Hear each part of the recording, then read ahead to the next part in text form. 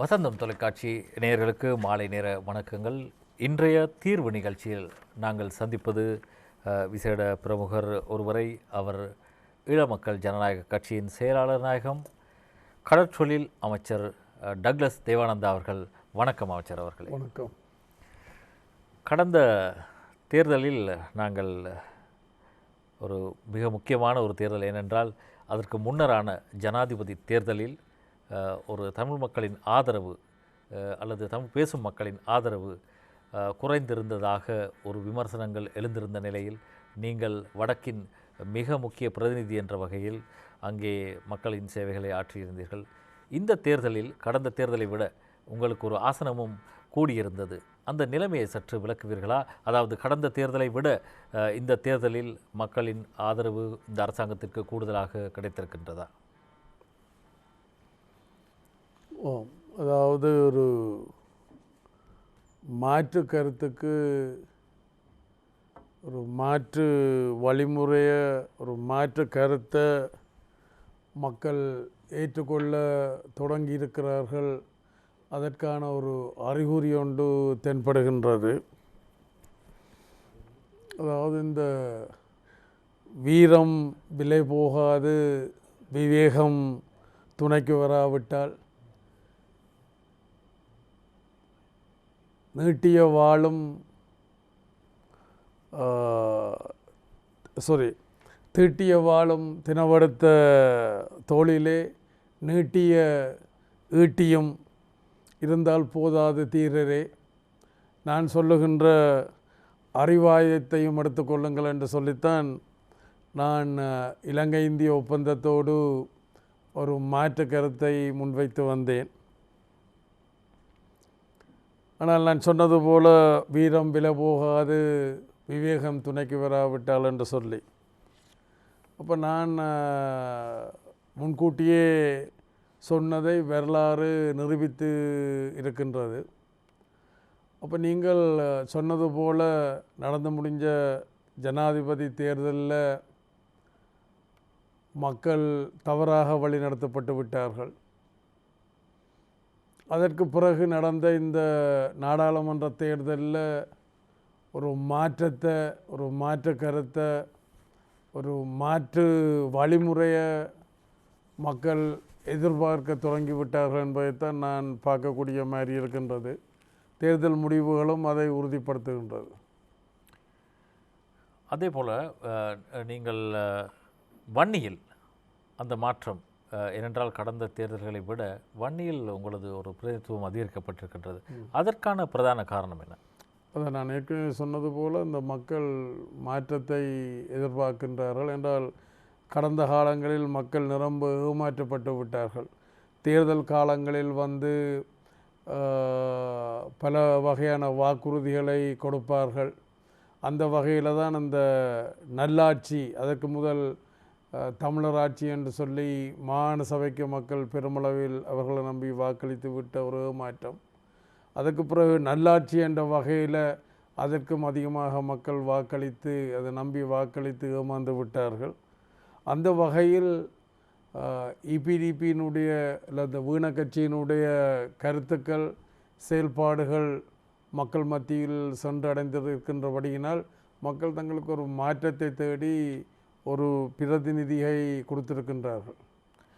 ஆமாம், நாங்கள் தொடர்ந்து பேசுவோம். அதற்கு முதல் தொலைபேசி இலக்கங்களை அறிவித்துட்டு வருவோம். 0117744222, 0112774423.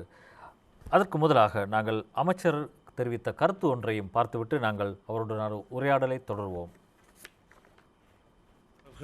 அதோடு சம்பந்தப்பட்ட மக்களுடைய முன்னேற்றம், அவருடைய பிரச்சனைகளும் அவருடைய முன்னேற்றங்கள் சம்பந்தமாகவும் கவனத்தில் கொள்வதும், அதற்கு சாதகமான நடவடிக்கைகள் எடுத்துக்கொள்வதும், நான் பிரதிநிதித்துவப்படுத்துகின்ற மக்கள், வடக்கு கிழக்கில் வாழுகின்ற தமிழ் மக்கள், தமிழ் பேசும் மக்களுடைய பிரச்சனைகள், அவருடைய அரசியல் பிரச்சனை, அவர்களுடைய அபிவிருத்தி, அன்றாட பிரச்சனைகளுக்கு தீர்வு காண்பதும் என்னுடைய பிரதான 2 கடமைகள்.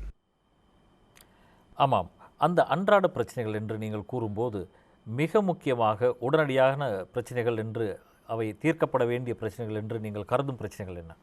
அதாவது பிரதானமானது வாழ்வாதார பிரச்சனை என்றால் ஏற்கனவே இந்த மரத்தால் விழுந்தவன மாடேறி மிதித்தது போல இந்த கொரோனா என்ற அந்த உலகளாவிய ரீதியிலான அந்த தொற்று நோயும் இங்கே இலங்கையும் பெரிய அளவில் பாதித்திருக்கின்றது. அந்த வகையில் அந்த மக்களுடைய ஒரு வாழ்வாதாரம் என்பது மக்கள் ரொம்ப ஒரு இக்கட்டான நிலைமைக்கு தள்ளப்பட்டிருக்கின்றார்கள். நான் என்னுடைய அந்த தொலைக்காட்சியில் 2 வகையான பிரச்சனை என்று நான் சொன்னது தமிழ் மக்கள், தமிழ் பேசும் மக்களுடைய அந்த அரசியல் பிரச்சனை, அரசியல் உரிமை பிரச்சனை, அவர்களுடைய அபிவிருத்தி, அவர்களுடைய அன்றாட பிரச்சனைகளுக்கான தீர்வு என்பது. மற்ற பக்கம் நான் எடுத்துக்கொண்ட இந்த கடற்தொழில் அமைச்சுக்கூடாக எங்களோட அதோட சம்பந்தப்பட்ட தொடர்புடைய மக்களுடைய வாழ்வாதாரத்தை வலுப்படுத்துவது, மற்ற எங்களுடைய நாட்டு மக்களுக்கு ஒரு போசாக்கான உணவை இலவாக நியாயமான விலையில் பெற்றுக்கொள்வதைத்தான் அந்த 2 வகையான பிரச்சனை என்று நான் சொல்லியிருந்தேன். நீங்கள் ஒரு மூத்த அரசியல்வாதி, தமிழர் பிரச்சனைகளில் மிகுந்த அனுபவம் கொண்ட ஒருவர். கடந்த காலங்களில் தமிழ் தேசிய கூட்டமைப்புக்கு வடக்கில் இருந்த ஆதரவு இந்த முறை ஒரு பின்னடைவை சந்தித்திருக்கின்றது. இதற்கான காரணம் என்ன? அவர்கள் மேலே இருக்கக்கூடிய ஒரு நம்பிக்கையினம், அது அரசியல் உரிமை பிரச்சனையாக இருக்கலாம், அல்லது அபிவிருத்தியாக இருக்கலாம், அல்ல அன்றாட பிரச்சனைகளுக்கான தீர்வாக இருக்கலாம். இப்போ கூட நான் எனக்கு வந்த ஒரு மின்னஞ்சலை படித்து கொண்டிருந்தேன். அவர் ஒரு தமிழ் தேசிய கூட்டமைப்பினுடைய உறுப்பினர் எனக்கு தன்னுடைய ஆதங்கத்தை வெளிப்படுத்தியிருக்கிறார். ஜாழ் நகரம் ரொம்ப அழுக்காக இருக்கின்றது, அதை துப்புரவு செய்ய வேண்டும், மக்கள் தவறாக ஆக்களை தெரிவு செய்து விட்டார்கள், அவருடைய நீங்கள் அந்த பொறுப்பை எடுத்து அதை ஒரு அழகு நகரமாக கொண்டு வர வேண்டும் என்று சொல்லி ஒரு தமிழ் தேசிய கூட்டமைப்பினுடைய முன்னாள் மாநகர சபை உறுப்பினர், ஒரு தீவிர தமிழ் பெற்றாளர், அவர் எனக்கு ஒரு மின்னஞ்சல் அனுப்பியிருக்கிறார். அதை நான் இங்கே வந்த பொழுது படித்து கொண்டிருந்தேன். நான் என்ன சொல்லுகின்றேன் என்று சொன்னால், வாக்கு கேட்கின்ற பொழுது மக்களை உசுப்பேற்றி சூடேற்றி அந்த வாக்களை அபகரித்து கொள்கின்றார்களே ஒழிய, தேர்தலுக்கு பிறகு அல்ல அந்த பதவிகளை தாங்கள் பெற்ற பிறகு மக்களுடைய எந்த வகையான பிரச்சனைகளுக்கும் அவர்கள் தீர்வு காண்பதற்கு முன் வருவதில்லை. என்று அவர்களுக்கு இந்த பிரச்சனை தீரா பிரச்சனையாக இருந்தால் தான் தங்களுடைய அந்த சூடேத்திர உசுப்பேத்திர அரசியல் எடுபடும் என்று நினைச்சு கொண்டிருக்கிறார்கள். ஆனால் இப்போ வருகின்ற இந்த நடந்து முடிஞ்ச தேர்தல் அவர்களுக்கு ஒரு நல்ல பாடத்தை கொடுத்திருக்கும் என்று நான் நம்புகின்றேன். அதே போல் அங்கே முன்னாள் முதலமைச்சர் விக்னேஸ்வரன் மற்றும் கஜேந்திரகுமார் பொன்னம்பலம் போன்றோர் தெரிவு செய்யப்பட்டதன் மூலம் அவர்களுக்கு ஒரு வாய்ப்பை கொடுத்துள்ளார்கள் அல்லவா? அது கூட்டமைப்புக்கு மாற்றீடாக இருக்குமா? அவர்களும் ஒரே குட்டையில் ஒரு மட்டைகள் தான். அது மாற்றாக ஏன்னா இபிடிபி ஒன்று தான் ஒரு மாற்று கொள்கை, ஒரு மாற்று வேலை திட்டத்தை அண்டையிலேருந்து முன் வச்சு வந்திருக்குது. மற்ற எல்லாரும் ஒரே இதுதான். அதாவது இங்கே முந்தைய அந்த இடதுசாரி கட்சிகளை சொல்லுவினோம், ரஷ்யாவில் இல்லை சீனாவில் மழை பெஞ்சால் இங்கே கூட பிடிக்கணும்ண்டு. அதுமாரி தான் இவர்கள் எடுத்ததுக்கெல்லாம் சர்வதேசம் என்று சொல்லி மக்களை ஏமாற்றி விட்டார்கள். அதாவது முள்ளிவாய்க்காலுக்கே வராத சர்வதேசம் வரப்போகிறதில்லை. அப்போ இவர்கள் தங்களுடைய இந்த சுயலாப அரசியலுக்காண்டித்தான் அதை முன்னெடுக்கணும். இப்போ நான் அண்டையிலேருந்து சொல்லி வரேன், அழுதும் பிள்ளையை அவளே பெற வேணும் என்பது போல் நாங்கள்லாம் எங்களுடைய பிரச்சனைக்கு தீர்வு காண வேணும். அப்போ அதுக்கான இப்போ இன்னொரு வாய்ப்பு கிடைச்சிருக்கு, ஒரு பலமான அரசு ஏற்பட்டிருக்கிறது. ஆனால் துரவசமாக தமிழ் தரப்பினர்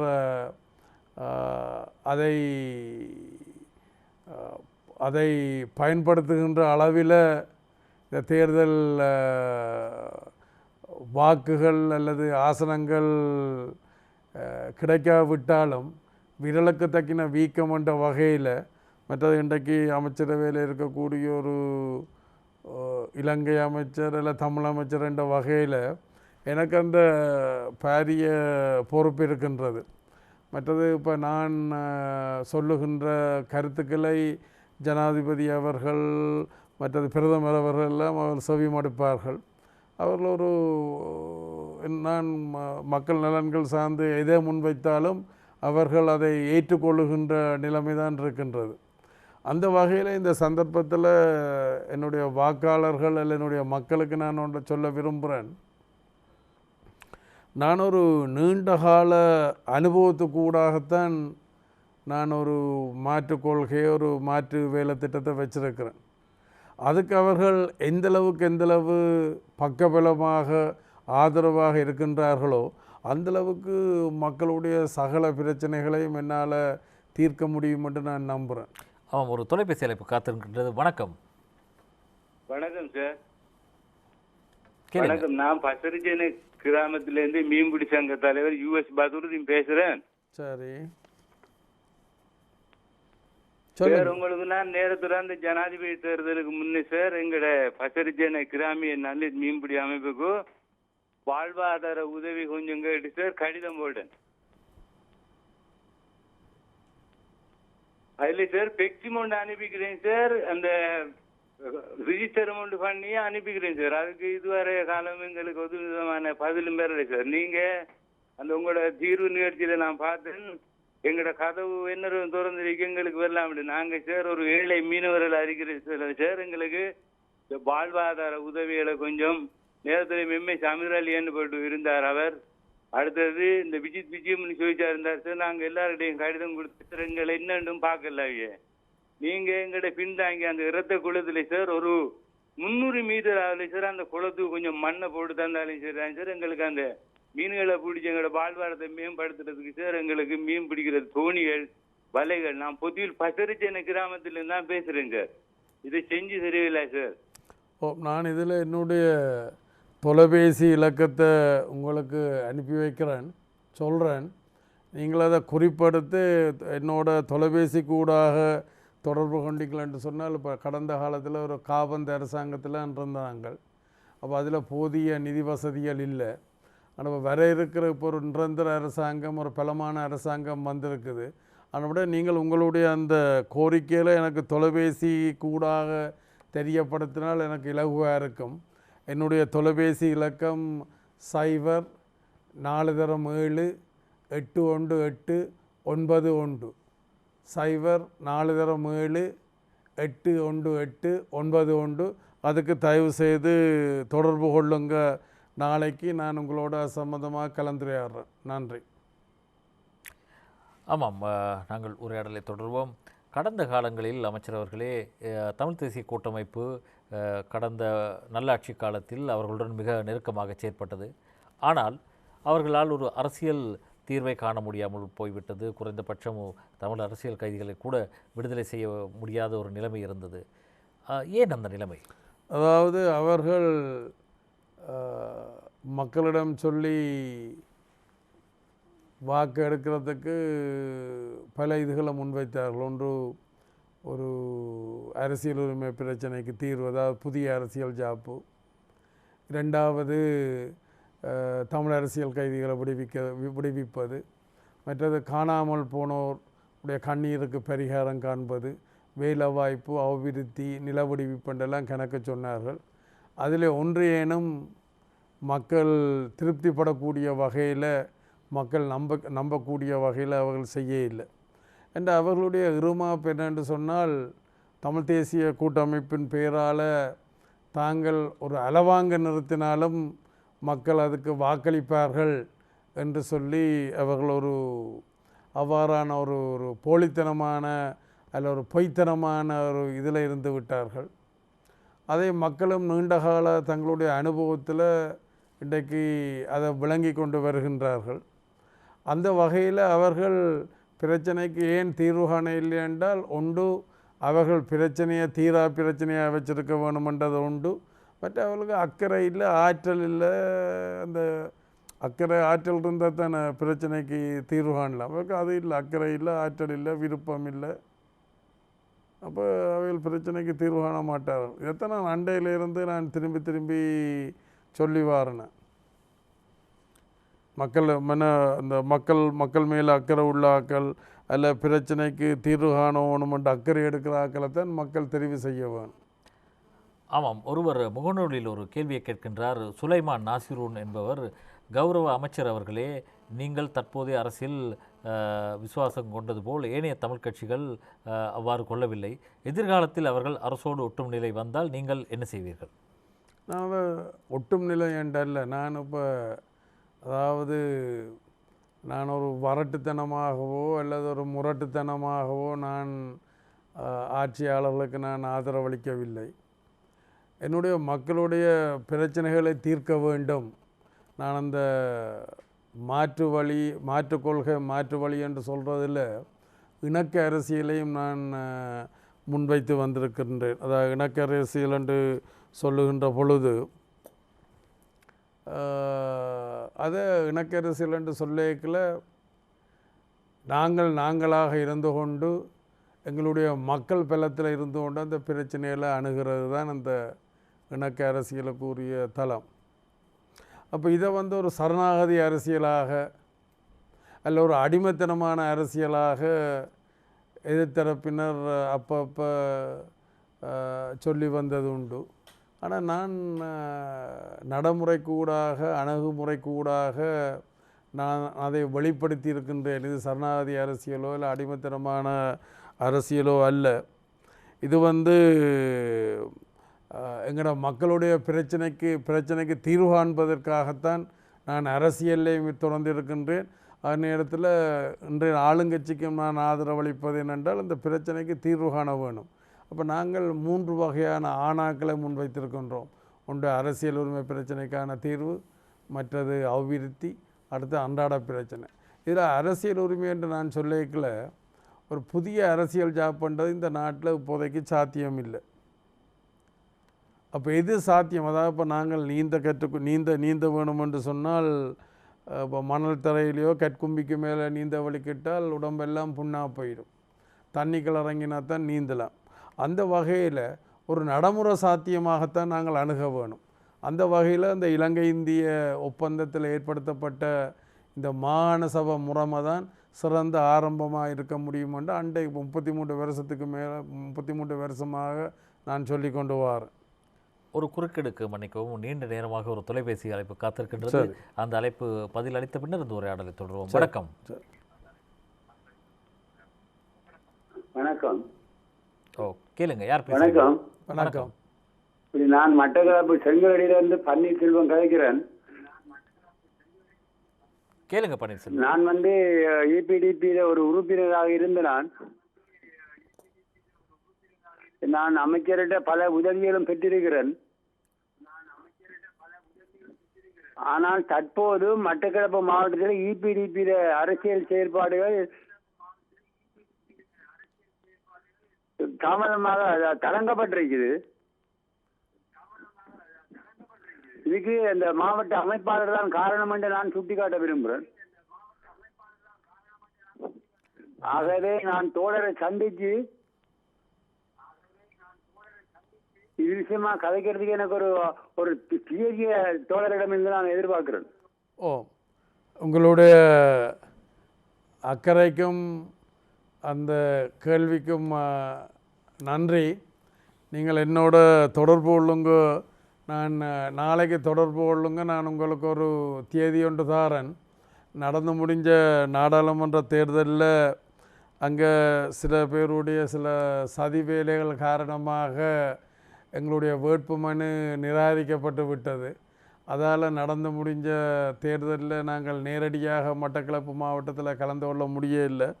இருந்தாலும் அங்கே போட்டி போடுகின்ற சக கட்சிகளுக்கு நாங்கள் ஒரு தார்மீக ஆதரவை தான் கொடுத்தது.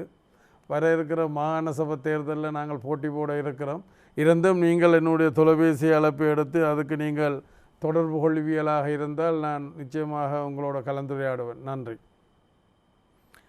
ஆமாம், நீங்கள் மாகாண சபை விடை பற்றி கூறிக்கொண்டீர்கள். நீங்கள் தொடர்ந்து உங்களது கருத்துக்களை தெரிவிக்கலாம். அப்போ நான் அண்டையிலிருந்து இப்போ கிட்டத்தட்ட இப்போ இந்த இலங்கை இந்திய ஒப்பந்தம் கைச்சாத்திடப்பட்டு 33 வருடமும் கிட்டத்தட்ட 2 கிழமை மட்டும் நினைக்கிறேன். அப்போ அன்றைக்கே நாங்கள் அதை இந்த இலங்கை இந்திய ஒப்பந்தத்தை மாகாண சபை முறைமையை தமிழ் தலைமைகள் என்று சொல்லப்பட்டவர்கள் சரியாக பயன்படுத்தி இருந்தால் இன்றைக்கு நடைமுறையிலேயே எங்களோட மக்கள் ஒரு சுயநிர்ணய உரிமை என்று சொல்லிக்கல மத்தியில் கூட்டாட்சி மாநிலத்தில் சுயாட்சி என்றதை பெற்றிருக்கலாம்.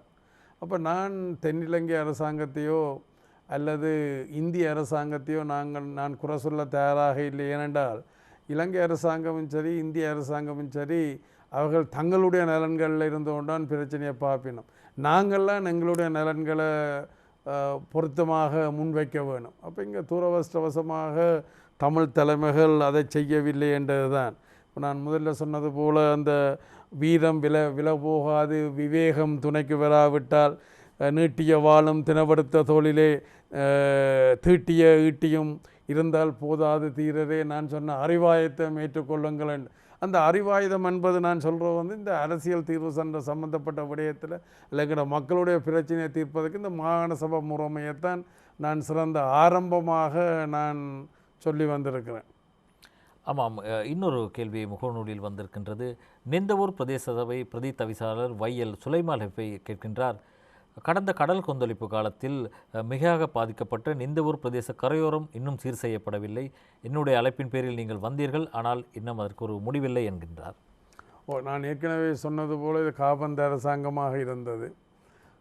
மற்றது அரசாங்கத்துக்கு நிதி பிரச்சனைகள் இருக்கின்றது. இருந்தாலும் இப்போ ஒரு நிரந்தரமான அரசு வந்திருக்கின்றது. நான் அந்த திட்டங்கள் நான் என்னுடைய ஃபைலுக்கு என்னென்று சொல்கிறது என்னுடைய கோவையில் இருக்கின்றது. நான் நிச்சயமாக உங்களை தொடர்பு கொண்டு அதற்கான தீர்வை நான் உங்களுக்கு பெற்றுத்தருவேன். நன்றி. முகநூலில் மற்றும் ஒரு கேள்வி பிரணபி நவ்னியா கேட்கின்றார். கூட்டமைப்பினர் ஊக்கமற்றிருந்தார்கள், தேர்தல் காலங்களில் சொன்னவற்றை நிறைவேற்றவில்லை என்று கூறியிருந்தீர்கள். உங்களால் இந்த முறை அரசியல் கைதிகளின் விடுதலையை உறுதிப்படுத்த முடியுமா? நான் ஜனாதிபதி தேர்தலில் கூட நான் சொல்லியிருந்தேன், தென்னிலங்கை நிலவரத்தின்படி ஜனாதிபதியாக கோட்டாபய ராஜபக்ச அவர்களான் வர இருக்கின்றார்கள். அப்போ அந்த வெற்றியில் நாங்கள் பங்கெடுப்பதற்கூடாக அதை எங்களுடைய வெற்றியாக மாற்றிக்கொள்வதற்கூடாக எங்களோட மக்கள் எதிர்கொள்ளுகின்ற பிரச்சனைகளுக்கு தீர்வு காணலாம் என்று நான் கேட்டிருந்தேன். ஆனால் துரவசவசமாக என்னுடைய கருத்துக்கள் போதிய அளவுக்கு மக்களிடம் சென்றடையவில்லை என்று என்னுடைய நேற்றைய அந்த அமைச்சில் வச்ச என்னுடைய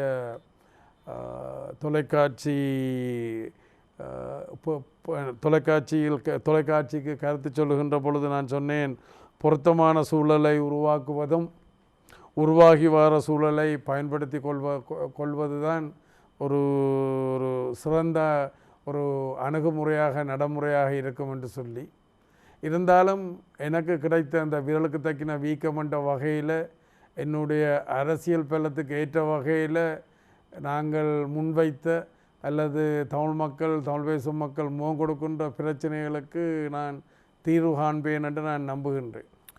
விஜித்தன் ரத்னம் என்பவர் ஒரு கேள்வியை கேட்டிருக்கின்றார். கடந்த ஆட்சி காலத்தில் ஆரம்பிக்கப்பட்ட வீடமைப்பு திட்டங்கள் இடைநடுவில் நிறுத்தப்பட்டுள்ளன. உங்களுக்கு ஆதரவு அளித்தால், உங்களை பலப்படுத்தினால் பிரச்சனைகளை தீர்ப்போம் என்று கூறினீர்கள். இதற்கு ஒரு தீர்வை தருவீர்களா? ஆனால் நான் எதிர்பார்த்த அளவுக்கு அந்த ஆதரவு எனக்கு கிட்டவில்லை. எனக்கு 2 ஆசனம் கிடைத்திருக்கின்றது என்பது சரி, தலைக்கு வந்தது தலைப்பாட போன மாதிரி 2 ஆசனம் கிடைத்திருக்கின்றது. நான் 5-6 ஆசனங்களைத்தான் எதிர்பார்த்தேன், அதைத்தான் நான் முன்வைத்தேன். இருந்தாலும் இது கடந்த கால நல்லாட்சி என்று சொல்லப்படுகின்ற அந்த ஆட்சியாளர்கள் தங்களுடைய அரசியல் தேவைகளுக்காக மக்களை ஏமாற்றி விட்டார்கள்.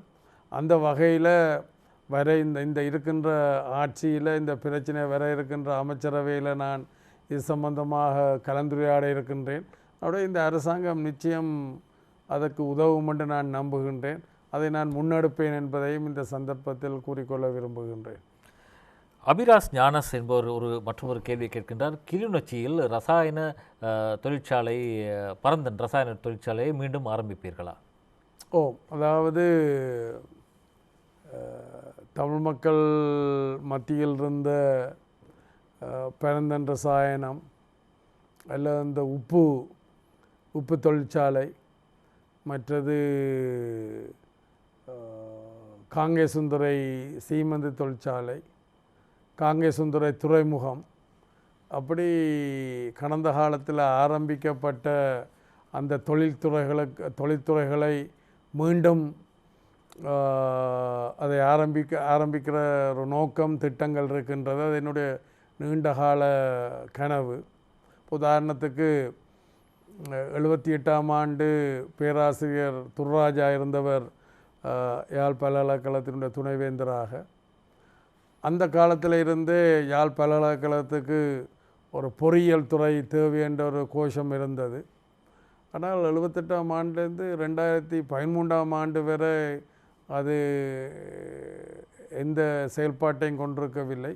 ஆனால் 2013ஆம் ஆண்டு ஜனாதிபதி மஹிந்த ராஜபக்ச அவர்களிடம் நாங்கள் முன்வைத்ததுக்கு அமைவாக உடனடியாக சொன்னார், அமைச்சர் டாக்டர் சிவானந்தா கேட்குற, நான் இந்த அறிவியல் நகரை இந்த 800 ஏக்கர் இராணுவம், அதாவது முதல் யுத்த காலங்களில் புலிகளுடைய பயிற்சி பட்டறையாக இருந்தது, பிறகு இராணுவம் விடுவித்த பிறகு தங்களுடைய பயிற்சி பட்டறையாக அதை செயல்படுத்த முன்வந்தார்கள். ஆனால் நாங்கள் அதை ஜனாதிபதி மஹிந்த ராஜபக்சவுடன் கேட்டவுடன் அவர் உடனே அதுக்கு இணங்கி அந்த 800 ஏக்கரை கையளித்தது மாத்திரமல்ல, அங்கே ஒரு பொறியியல் துறையையும் அமைப்பதற்கு இந்தியாவின் உதவியுடன் இன்றைக்கு அங்கு முதலாவது பேட்ச் என்று சொன்ன முதலாவது பகுதியினர் வெளியேறி இருக்கின்றார்கள். இப்போ 2வது பகுதியினரும் அடுத்த வருஷம் வெளியேற இருக்கின்றார்கள். அதுபோல் தமிழ் மக்களுடைய இவ்வாறான அந்த ஏற்பாடுகளை நான் செய்ய இருக்கின்றேன். அதுபோல் அச்சுவேலி தொழிற்சாலை ஒன்றை நாங்கள் அச்சுவேலியில் தொழிற்பேட்டை, முன்னால் இருந்த தொழிற்பேட்டையை ஆரம்பித்திருக்கின்றோம். நாங்கள் ஆட்சியில் இருக்கவில்லை, நான் தற்போது ஆட்சியில் வந்திருக்கின்றேன். அந்த வகையில் இந்திய தமிழ்நாட்டில் இருக்கக்கூடிய தொழில்துறையினரோடு கலந்துரையாடி அவர்களும் இங்கே இருக்கக்கூடியவர்களோடையும் ஒரு ஒரு ஒரு ஒரு அங்கே இருக்கக்கூடிய இந்த சிறப்பான தொழிற்சாலை பரஸ்பர இதோடு இங்கே கொண்டு அந்த அசம்பிளிங், அதாவது பொறுத்துதல், அதாவது உதிரி பாகங்களை கொண்டு இங்கு பொருத்தி பல பேருக்கு வேலை வாய்ப்பும் கொடுக்கலாம். குறைந்த விலையில் அந்த துவிச்சக்கர வண்டி, மோட்டார் சைக்கிள், மற்றது இந்த ஆட்டோ ரிக்ஷோ, அப்படி இதுகளை இங்கே செய்கிறதுக்கு இருக்கிறோம். அதை விட ஐடி பார்க் இன்றைக்கு கர்நாடகா மற்றது இந்தியாவில் கூட இந்த தொழிற்சாலை இந்த தொழிற்சாலையில், அதாவது இந்த ஐடி சென்டர்ஸுக்கு என்னென்று சொல்கிறது, தொழில்நுட்ப மத்திய நிலையத்தை ஏற்படுத்தி அங்கே பல 100 பேருக்கு வேலை வாய்ப்புகளை கொடுக்கலாம், வருமானத்தை ஏற்படுத்தி கொள்ளலாம். அதுபோல் இந்த ஜப்பானுடைய தொழில்நுட்பத்தில் இன்றைக்கு அதாவது குடிசை கைத்தொழில் என்று முந்தி சொல்லுவீனம், அந்த சிப்ஸ் என்று சொல்கிறது, சிப்ஸை உருவாக்கி அதை நாங்கள் வெளிநாடுகளுக்கு ஏற்றுமதி செய்யலாம். அந்த வகையில் அதையும் செய்ய இருக்கின்றோம். அதுபோல் இந்த பனை அபிவிருத்தி சபைக்கு ஊடாக அந்த ஸ்பிரிட் என்று சொன்னால், ஸ்பிரிட்டுக்கு என்று சொல்கிறது நாங்கள் நொதியம் என்றும் கூறுவோம், ஆனால் ஸ்பிரிட் என்ற வார்த்தை தான் ஸ்பிரிட். அதை மதுபானத்துக்கு தான் பாவிக்கின்றார்கள். நாங்கள் அதை மாற்றி மருத்துவ தேவைகளுக்கு பயன்படுத்தலாம், வெளிநாடுகளுக்கெல்லாம் ஏற்றுமதி செய்யலாம். அதுபோல் நிரம்ப திட்டங்கள் எல்லாம் இருக்கின்றது. எனக்கு இந்த அரசாங்கத்தில் ஜனாதிபதி கோட்டாபய ராஜபக்ச அவர்கள், மற்றது பிரதமர் மஹிந்த ராஜபக்ச அவர்கள் ஆட்சிக்கு பக்கபலமாக இருந்து ஆலோசனைகள் வழங்குகின்ற பசில் ராஜபக்ச அவர்களும் எனக்கு துணையாக வருவார்கள். நாங்கள் தொடர்ந்து உரையாடுவோம். அதற்கு முன்னர் அமைச்சர் கூறிய ஒரு கருத்தை பார்த்துவிட்டு நாங்கள் உரையாடலை தொடர்வோம். ஆரம்ப காலங்களிலிருந்து சொல்லி வருவது பொருத்தமான சூழலை உருவாக்குவது, மற்ற உருவாகி வர சூழலை பயன்படுத்துவது என்று சொல்லி நான் நீண்ட காலமாக ஆரம்ப காலங்களில் இருந்து நான் அதை சொல்லி வருகின்றேன். அப்போ அதுபோல இன்றைக்கும் ஒரு சந்தர்ப்பம் ஒன்று உருவாகி வந்திருக்கின்றது. ஒரு நிலையான அரசு ஒன்று ஏற்படுத்தப்பட்டிருக்கின்றது. நாங்கள் இந்த சந்தர்ப்பத்தை பயன்படுத்தி கொள்ள வேண்டும், மற்ற சந்தர்ப்பங்களை சூழல்களை உருவாக்க வேண்டும். ஆமாம், சந்தர்ப்பங்கள் சூழ்நிலைகளை உருவாக்கி கொண்டு மக்களுக்கான அந்த சேவையை ஆற்ற வேண்டும். நிஷாந்தன் வெறுகலிலிருந்து கேட்கின்றார், சுருக்கு வலைகளை பயன்படுத்தி அங்கே திருகோணமலை வெறுகல் பகுதியில் மீன் பிடிப்பதால் மீனவர்கள் பாதிப்படைகின்றனர், அமைச்சரே ஒரு நிரந்தர தீர்வை தரமாட்டீர்களா என்று கேட்கின்றார். இப்போ நான் ஏற்கனவே சொன்னது போல் ஒரு பலமான நிரந்தரமான ஒரு அரசு ஒன்று உருவாகி இருக்கின்றது. திருகோணமலையில் மாத்திரமல்ல, வடக்கிலையும் பல இடங்களில் இந்த சுருக்கு வேலை பிரச்சனை ஒன்று இருக்கின்றது. அது ஒரு சட்டவிரோத தடை செய்யப்பட்ட ஒரு தொழிலாக சொல்லப்படுகின்றது. அதே நேரத்தில் சில இடங்களுக்கு இந்த திணைக்களங்கள் அனுமதியும் கொடுத்துருக்கின்றது. அதை நான் ஒருக்க ஆராய்ந்து பார்த்து, அதாவது இப்போ நாங்கள் இந்த இந்த இந்த இந்த இந்த அரசாங்கத்தில் நான் எல்லா இடங்களுக்கும் சென்று அங்கே இருக்கக்கூடிய கடற்தொழிலாளர்களை அவர்களுடைய சங்க ரீதியாகவும் தனிப்பட்ட வகையிலையும் சந்தித்து அவர்களோட கலந்துரையாடி, யாரும் அதாவது ஒரு சட்ட விரோதமற்ற அல்லது வளங்களை அளிக்காத வகையில், சக தொழிலாளர்களுக்கு ஒரு பாதிப்பு ஏற்படுத்தாத வகையில் யாரும் தொழில் செய்யலாம். அப்போ இந்த வளங்களை அளிக்கின்ற அல்லது அது சட்டவிரோதமாக ஏற்கனவே தடை செய்யப்பட்டிருந்தால் நாங்கள் அதை தொடர்ந்து நிரந்தரமாக தடை செய்வது மாத்திரமல்ல, ஒரு சட்ட நடவடிக்கையும் நாங்கள் எடுப்போம் என்பதை நான் இந்த சந்தர்ப்பத்தில் கூறிக்கொள்ள விரும்புகின்றேன். நம்முடைய உலகாலம் பொறுத்து நீங்கள் ஆற பொறுப்பது போல சற்று பொறுத்து கொள்ளுங்கள். விரைவில் அந்த பிரச்சனைகளுக்கு நான் தீர்வு காண்பேன். மற்றொரு கேள்வி இருக்கின்றது. இந்த சபரிமலைக்கு செல்லும் பக்தர்கள், அது ஒரு பொதுவான பிரச்சனை. சபரிமலை யாத்திரையை அந்த புனித யாத்திரையாக அறிவிக்க நீங்கள் கடந்த காலங்களில் திட்டங்களை எடுத்திருந்தீர்கள். இந்த கொரோனா பிரச்சனையுடன் அவர்களது அந்த பயணங்கள் எப்படி அமையப் போகின்றது? ஏதாவது ஏற்பாடுகள் செய்துள்ளீர்களா? ஏனென்றால் அன்றைக்கு நான் அந்த 52 நாள் அந்த ஒரு நாள் ஆட்சி என்று சொல்லுவோம், அந்த ஆட்சியில் இதை அமைச்சரவைக்கு சமர்ப்பித்து அமைச்சரவையினுடைய அங்கீகாரத்தை நான் பெற்றிருந்தேன்.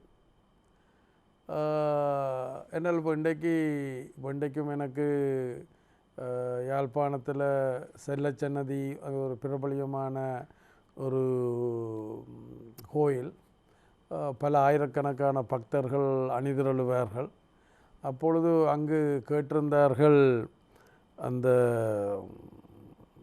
இதை கொடுக்க சொல்லி, அதாவது அந்த இதுக்கு என்னென்று சொல்கிற அந்த சாப்பாடு போடுறதுக்கு அன்னதான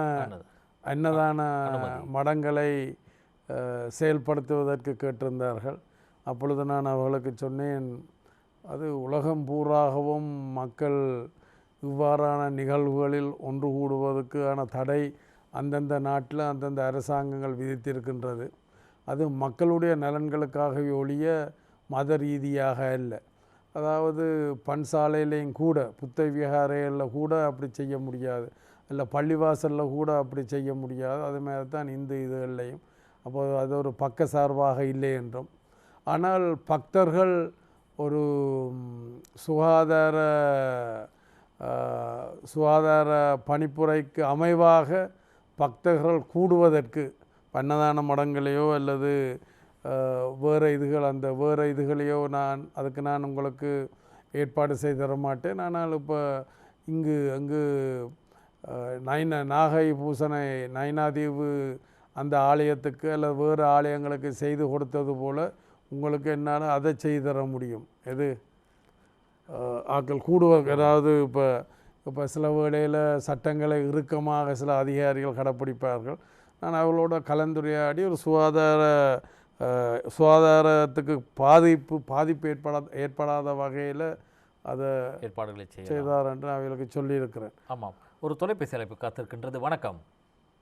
வணக்கம், கேளுங்க, யார் பேசுறீங்க? வணக்கம், நான் முல்லைத்தீவு வலைஞர் மடத்தில இருந்து அருண் கலைக்கிறேன். சொல்லுங்க அருண். என்னென்னு சொன்னால், நான் கௌரவ அமைச்சர்களுக்கு எங்களுடைய கடத்தொழில் அமைச்சர் அமைச்சராக வந்ததுக்கு வாழ்த்துக்களை தெரிவித்துக் கொள்கிறேன். ஓ, என்னென்னு சொன்னால் அமைச்சர் அவர்களே, எங்களுக்கு இந்த சுருக்குவலை சம்பந்தமாக நாங்கள் முல்லைத்தீவு மாவட்டத்தில் உங்களிடம் கன தடவைகள் கதைத்திருக்கிறோம். என்னென்னு சொல்லி சொன்னால் இந்த சுருக்குவலையானது இப்பையும் கூட கல்பட்டி பக்கத்துல செய்யறதுக்குரிய அனுமதி கொடுத்திருக்கிறீர்கள். ஆனால் எங்களை முல்லைத்தீவு மாவட்டத்துக்கு மட்டும் இந்த அனுமதியை இப்ப நீங்க நிப்பாட்டி இருக்கிறீர்கள். என்ன காரணத்துக்காக அது?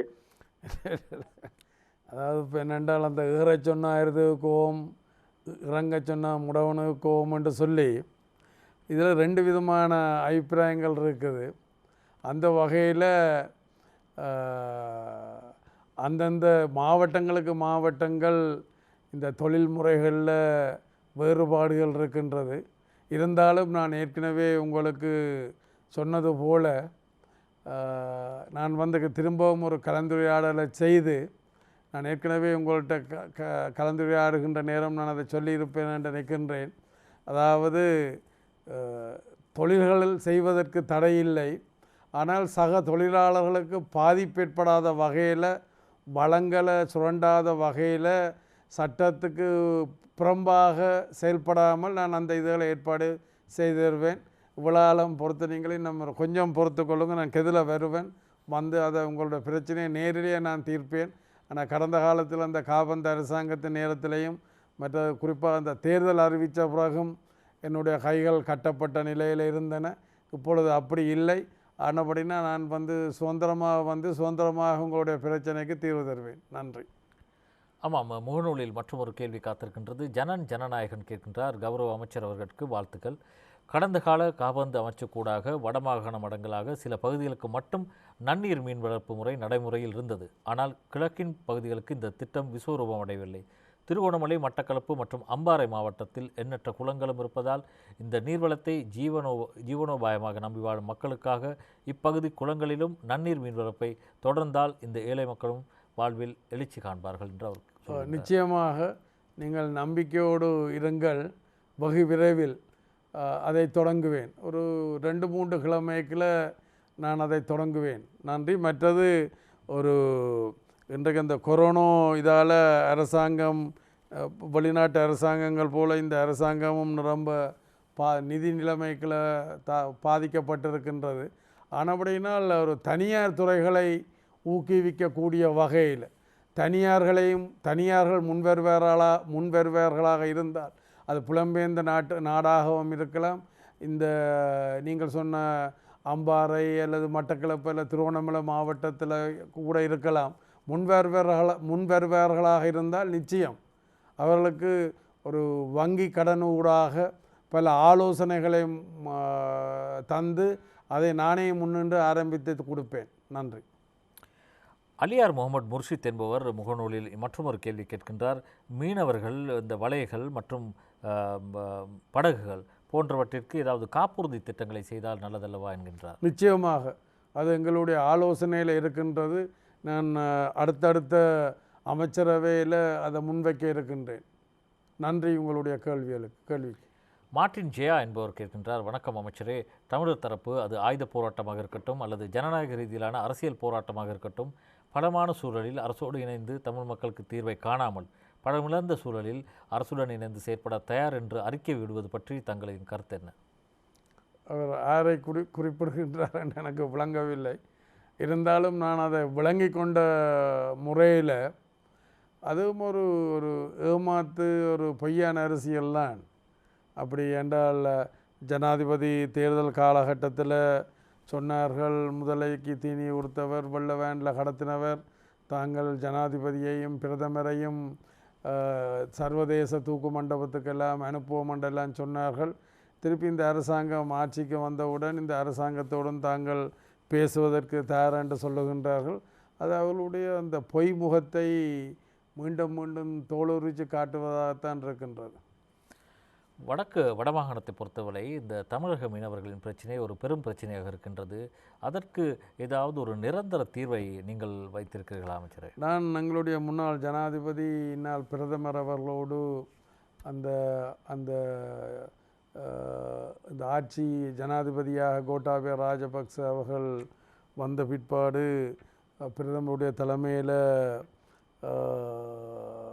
புதுடில்லி சென்று அந்த அங்கே இந்திய பிரதமர் மோடி அவர்களோடு அவர்களுடைய குழுவினரோடு கலந்துரையாடினோம். அந்த நேரத்தில் ஒரு விசேடமான ஒரு திட்டம் ஒன்றை நான் அவர்களிடம் கையளித்திருந்தேன். அவர் அதை பார்த்து விட்டு சொன்னார், இது ஒரு புதிய விதமாக ஒரு அற்புதமாக நல்ல திட்டமாக இருக்கின்றது, நாங்கள் இதை நடைமுறைக்கு நாங்கள் கொண்டுருவோம். தொடர்ந்து நாங்கள் அந்த 2 நாடுகளுக்கும் இடையில் ஏற்கனவே நின்று போயிருந்த இந்த கடற்தொழில் சம்பந்தமான இந்த இதற்கு நாங்கள் தீர்வு காண்போம் என்று அவர் ஒரு வெளிப்படையாக அந்த கருத்தை சொல்லியிருந்தார். ஆனால் துரதிர்ஷ்டவசமாக இந்த கொரோனா என்ற இந்த தொற்று நோய் உலகெல்லாம் பரவியதனால் அது இடைநிறுத்தப்பட்டு விட்டது. அதுக்கு பிறகு கூட நான் ஒரு தேர்தல் காலகட்டங்களுக்குள்ள கூட நான் இந்திய தூதுவரோடு கலந்துரையாடி இருக்கின்றேன். அப்போ 2 நாடுகளும் நேரில் சந்திக்க முடியாவிட்டாலும் காணொளி கூடாக நாங்கள் கலந்துரையாடுவோம் என்று சொல்லி ஆனபடியினால் நாளை நான் இந்திய தூதுவரோடு மீண்டும் கலந்துரையாட இருக்கின்றேன். அதே போல் இந்திய விவகார அமைச்சர் டாக்டர் ஜெய்சங்கரோடையும் நான் கலந்துரையாட இருக்கின்றேன் தொலைபேசி கூடாக. ஏற்கனவே அங்கிருந்த பொழுது டெல்லியில் அவர்களை சந்தித்த பொழுது அவரும் இந்த திட்டத்தை நான் கொடுத்த இந்த தீர்வு திட்டத்தை, அதாவது இந்த எல்லை மீறிய அல்லது அத்துமீறி தடை செய்யப்பட்ட தொழில்களில் இந்திய கடற்தொழிலாளர்கள் ஈடுபடுகின்றார்கள், அதுக்கு உடனடியாக தீர்வு காண வேணும் என்றெல்லாம் சொன்ன பொழுது அவர்கள் அதை ஏற்றுக்கொண்டு தாங்கள் அங்கே ஒரு மாற்று ஒரு வேலை திட்டத்தை தாங்கள் அங்கே முன்னெடுத்து வருவதாகவும் இந்திய கடற்தொழிலாளர்களுக்கு அதை நாங்கள் தொடர்ந்து பேச்சுவார்த்தை கூடாக இந்த பிரச்சனைகளுக்கு தீர்வு காண்போம் என்பதை அப்பொழுது சொல்லியிருந்தார். நான் இதை தொடர இருக்கின்றேன். நாளை மறுநாள் நான் அதை தொடர இருக்கின்றேன். ஆமாம், ஒரு தொலைபேசி அழைப்பு காத்திருக்கின்றது. வணக்கம். வணக்கம் ஐயா. வணக்கம். ஹலோ. வணக்கம். வணக்கம் ஐயா. டக்ளஸ் தேவானந்தா ஐயா. வணக்கம். நான் ரத்னம் பேசுகிறேன், யாழ்ப்பாணத்திலேருந்து. நாங்கள் எலெக்ஷனுக்கு ஒரு 2-3 நாளைக்கு முதல் ஒரு மகஜரண்டு கொடுத்த நாங்கள் இந்த மதுசாரம் சம்பந்தமான ஒரு கோரிக்கை வச்சு, என்னென்றால் இந்த காப்போத்தில் சாராய விற்பனையே இல்லாமல் பண்ணணும். என்ன காரணம் என்றால் இந்த சாராயத்தை இளைஞர் மத்தியில் வேறு பிரபல்யம் அடைஞ்சு போய் இருக்குது. அது இந்த பொக்கெட்டில் வச்சுட்டு போகக்கூடிய ஒரு வாய்ப்பு இருக்கு அவைக்கு. அப்போ வேலை செய்ய கூட குடிக்கிறதா நாங்கள் அறிகிறோம். ஆகவே அந்த சாராய காப்போத்தில் தடை செய்ய வேண்டும் பண்ணி இங்கே பாலிமெல்லூர் குரல் எழுப்பி அதுக்கு ஆதரவே எடுத்தால் பெரிய உதவியாக இருக்க வேண்டாம். இந்த சமூகத்தை பாதுகாக்கிறது, இளைஞரை பாதுகாக்கிறதுக்கு. மற்றது இலங்கை முழுக்க இது ஒரு பொதுவான பிரச்சனையாக இருக்குமென்னு நான் நம்புறேன். உங்களுடைய இந்த ஆதங்கம் எனக்கு புரிகின்றது. அதே ஆதங்கத்தோடும் தான் நான் இருக்கின்றேன். இது என்னென்றால், அதாவது இந்த விவேகானந்தர் சொன்னது போல நீ உன்னை திருத்திக்கொள், உலகம் தானே திருந்தும் என்று சொல்லி அவர் முதல் சொல்லியிருக்கின்றார். அந்த வகையில் எங்களுடைய தமிழ் அரசியல் தலைமைகள் தான் எங்களோட மக்களுடைய இன்றைய நிலைமைக்கு காரணம் என்று நான் நம்புகிறேன். நான் இதை ஒரு எழுந்தமானமாக சொல்லையில் என்னுடைய அனுபவத்துக்கூடாக இப்போ ஒரு 2 வருடங்கள் இருக்கும் என்று நினைக்கின்றேன். முன்னாள் சபாநாயகருடைய தலைமையில் தமிழ் அரசியல் கட்சி தலைவர்கள் சீனாவுக்கு ஒரு தூது பயணம் ஒன்று மேற்கொண்டார்கள். அப்பொழுது அங்கு ஒரு நாள் நாங்கள் அங்கே எங்களுடைய இலங்கை தூதருடைய வீட்டுக்கு விருந்துக்கு போயிருந்தோம். அப்பொழுது ஒரு தமிழ் தலைவர் ஒரு ஆள் அங்கு விருந்துக்கு போன அவர்கள் மதுபானங்கள் எல்லாம் விநியோகிப்பார்கள்.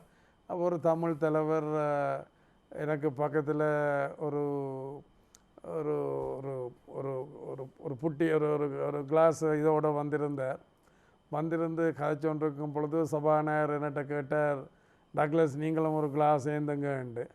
அப்போ நான் சொன்னேன், சபாநாயகரே நான் ஒரு 2 விடயங்களுக்காகத்தான் நான் அரசியலில் இருக்கின்றேன்.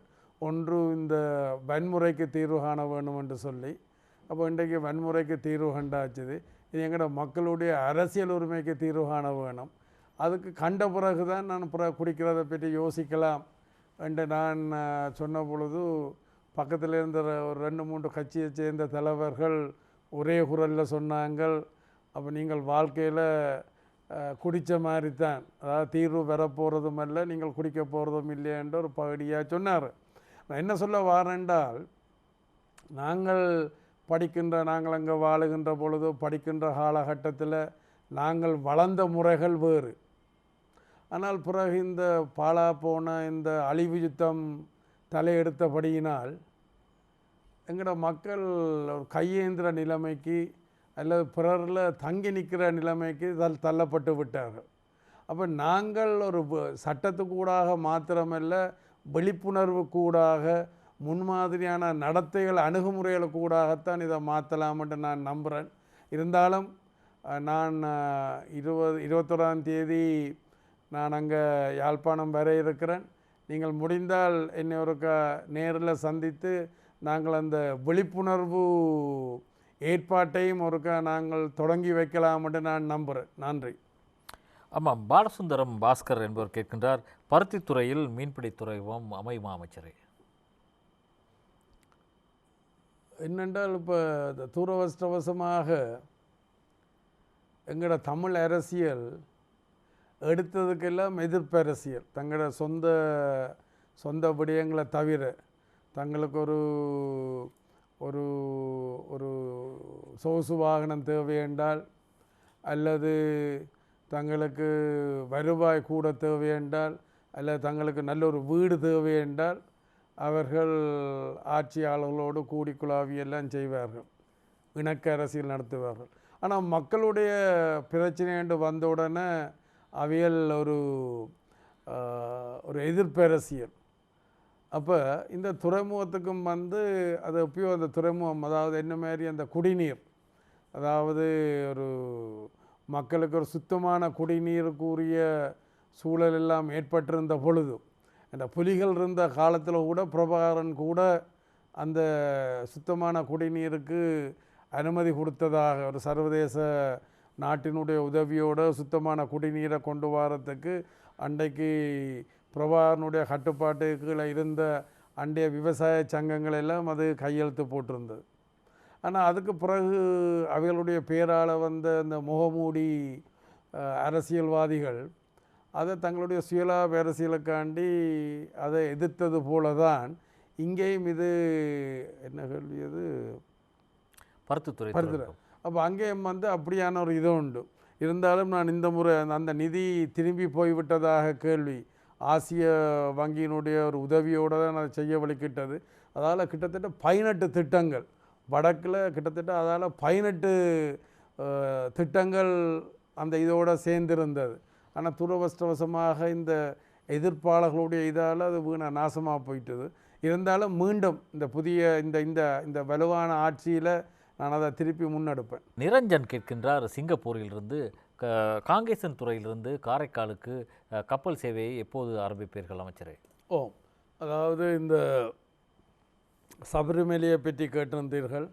அந்த சமகாலத்தில் தான் இந்த இலங்கையினுடைய வடபகுதிக்கும் இந்தியாவினுடைய தென்பகுதிக்கும் இடையில் ஒரு சேவை உண்டு. அதாவது உடனடியாக சபரிமலை அந்த சேவையை ஒரு என்ன பயணம் என்று சொல்கிறது, ஒரு புனித யாத்திரைக்காக தொடங்கி அப்புறம் ஒரு வர்த்தக நோக்கத்தோடு 2 மக்களுக்கும் இடையிலான தொப்புள் கொடி உறவுகளை ஒரு பலப்படுத்துகிற மாதிரி, அந்த உறவுகளை உறுதிப்படுத்துகிற மாதிரி மற்ற வர்த்தக நடவடிக்கைகளுக்கும், அதாவது பண்ட மாற்றங்கள் அப்படியான இதழுக்கும் செய்யலாமண்டான் இருந்தேன். ஆனால் அந்த நிலைமை போயிட்டுது. ஆனால் மற்றது இப்பொழுது கொரோனா பிரச்சனை ஒன்று வந்திருக்கின்றபடியினால் இந்த விமான சேவைகளை நிப்பாட்டி வைத்திருக்கின்ற பொழுது கப்பல் சேவை எந்தளவுக்கு சாத்தியமோ தெரியாது. ஆனால் இருந்தாலும் ஒரு அளவுக்கு இந்த கொரோனா இலங்கையில் ஓரளவுக்கு கட்டுப்பாட்டில் இருக்குது. ஆனால் இந்தியாவில் அது கட்டுப்பாட்டை மீறி போகிறதாகத்தான் செய்திகள் வந்து கொண்டிருக்கின்றது. இருந்தாலும் அங்கத்த நிலைமைகளும் இன்னும் ஒரு 6 மாதம் 9 மாதத்தில் அதுவும் கட்டுப்பாட்டுக்களை கொண்டு வருவார்கள் என்று நம்புகின்றேன். அப்படி வருகின்ற பொழுது நிச்சயமாக இந்த படகு சேவை, இந்த கப்பல் சேவையை நாங்கள் ஆரம்பிப்போம். மற்ற நான் ஏற்கனவே என்னுடைய அந்த திட்டங்களில் ஒன்று சொல்லியிருந்தேன், நான் காங்கேசுந்தரை துறைமுகம். அப்போ இன்றைக்கு இந்தியாவில் இருந்து தமிழ்நாட்டில் இருந்தால் உணவுப் பொருட்களாக இருந்தால் என்ன, மற்ற உதிரி பாகங்கள் அதாக இருந்தால் என்ன, தமிழ்நாட்டில் இருந்து காங்கேசுந்தரையை தாண்டி திருவோணமலையை தாண்டி காளியை தாண்டி தான் கொழும்புக்கு வருது. அப்போ நேர நாங்கள் அங்கே எடுத்தால், காங்கேசுந்தரைக்கு நேர எடுத்தால் எங்களுக்கு குறைஞ்ச விலையில் பொருட்கள் கிடைக்கும். மற்ற பல பேருக்கு வேலை வாய்ப்புகள் எல்லாம் கிடைக்கும்.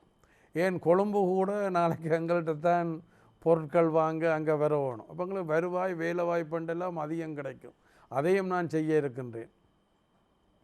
ஆமாம். மற்றும் ஒருவர் விஜயரத்னம் சரவணன் கேட்கின்றார், கடந்த ஜனாதிபதி தேர்தலுக்கு பின்னர் வடக்கில் இராணுவ சோதனை சாவடிகள் அதிகரித்துள்ளன. போக்குவரத்து செய்வதில் கூட மக்கள் பலத்த இடையூறுகளை எதிர்நோக்குகின்றனர். இவற்றை அகற்ற அமைச்சர் என்ற ரீதியில் நீங்கள் நடவடிக்கைகள் எடுப்பீர்களா? நிச்சயமாக.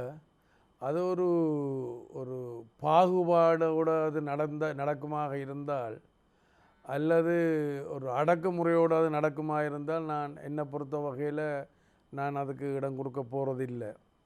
ஆனால் அங்கு இந்த போதை வஸ்துக்கள் பரவலாக அந்த அங்கத்த கரை வடபகுதி கரைகளுக்கு ஊடாக வருவதாக தகவல்கள் இருக்கின்றது, செய்திகள் இருக்கின்றது.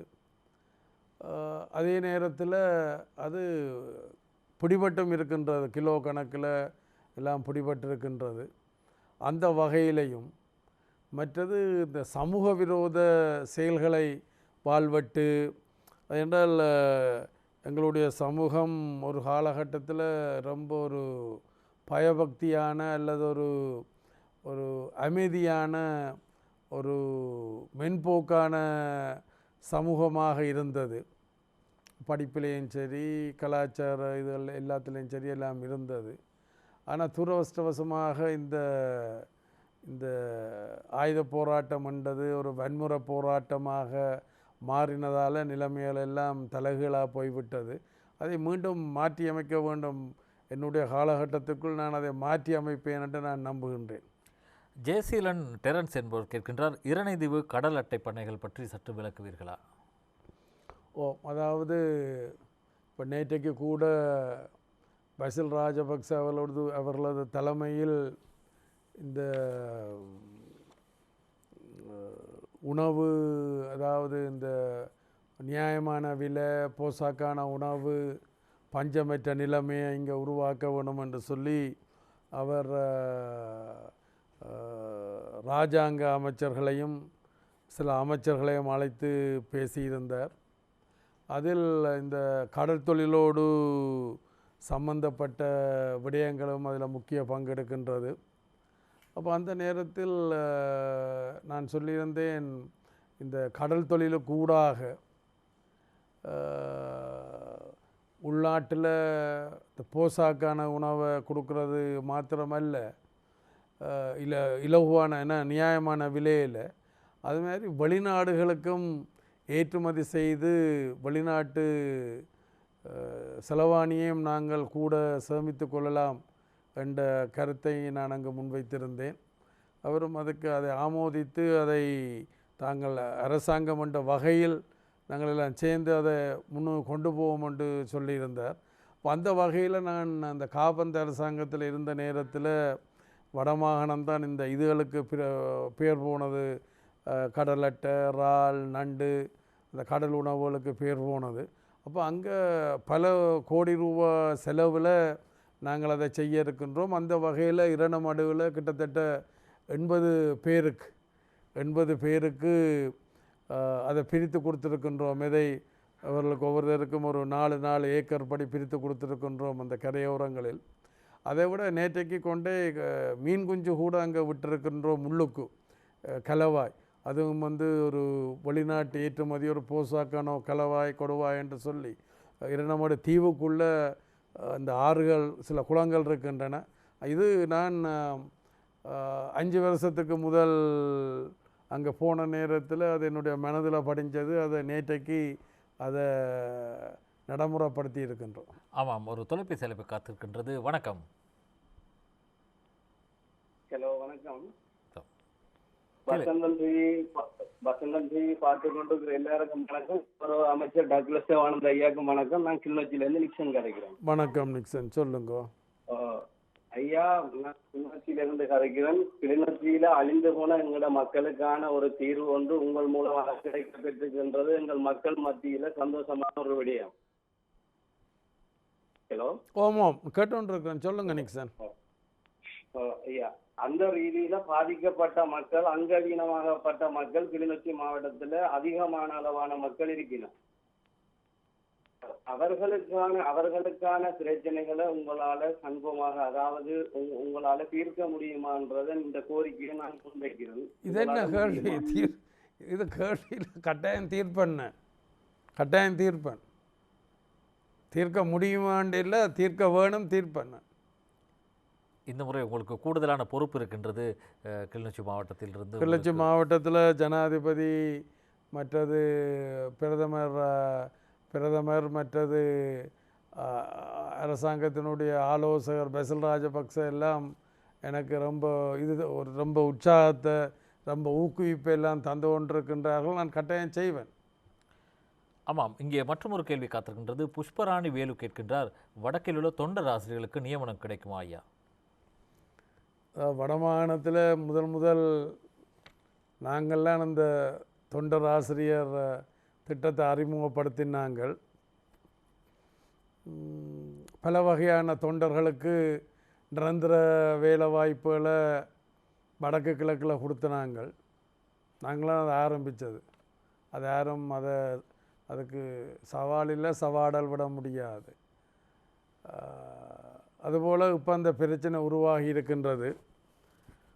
இன்றைக்கும் கூட பவனியாவோ மன்னார்லேருந்து 2-3 பிள்ளைகள் எடுத்து கதைச்சவ, கொஞ்சம் பொறுங்க, ஆக பொறுத்தது ஆற பொறுக்கிற மாதிரி கொஞ்சம் பொறுங்க, இந்த அமைச்சு இன்னும் ஒரு 2-3 வாரத்துக்கு இந்த அமைச்சரவை நடந்து முடியட்டும். அதே நேரத்தில் நான் சம்பந்தப்பட்ட அதிகாரிகளோட கலந்துரையாடி அதுக்குரிய அந்த விவரங்களை நான் திரட்டிக்கொள்கிறேன். அதுமாதிரி சுகாதார தொண்டரும் என்ற அப்புறம் அந்த இன்னொரு கேள்வி யாரும் கேட்டுக்கொண்டிருக்கிறார்கள், மற்றதையும் கேட்கலாம், சுகாதார தொண்டருடைய இதையும் கேட்கலாம். அதுவும் நாங்களாம் அப்போ ஆரம்பித்த இன்னும் ஒரு கொஞ்சம் பேர் எஞ்சி இருக்கணும். அவர்களுக்கும் நாங்கள் நிச்சயம் ஆளுநரோட கதைச்சு, ஜனாதிபதியோடையும் கதைச்சு, பிரதமரோட கதைச்சு நாங்கள் அதுக்கு தீர்வை பெற்று தருவோம். மற்றொரு கேள்வி ருஷாங்கன் கோடீஸ்வரன் கேட்கின்றார், வறுமையில் வடக்கு கிழக்கு மாகாணங்கள் முதல் 2 இடங்களில் உள்ளன. இந்த நிலையை மாற்றியமைக்க என்ன திட்டம் வைத்திருக்கிறீர்கள்? திட்டம் உங்களோடு தான் கலந்துரையாட இருக்கிறேன். நான் 21ஆம் தேதி வருவேன். ஏற்கனவே நாங்கள் கலந்துரையாடி இருக்கிறோம். நீங்கள் இதில் கேட்டது உங்களுக்கு தெரியும், இருந்தாலும் என்னுடைய வாயால் அது வரணுமென்றதுக்காண்டித்தான் நீங்கள் அதை கேட்குறீங்களேன்ட்டு நினைக்கின்றேன். நாங்கள் அந்த திட்டத்தை பூரணப்படுத்தின பிறகு, திட்ட ரீதியாக பூரணப்படுத்தின பிறகு அதை நாங்கள் வழியால் அதை அறிவிப்போம். விரைவில் நாங்கள் அதை செய்வோம்.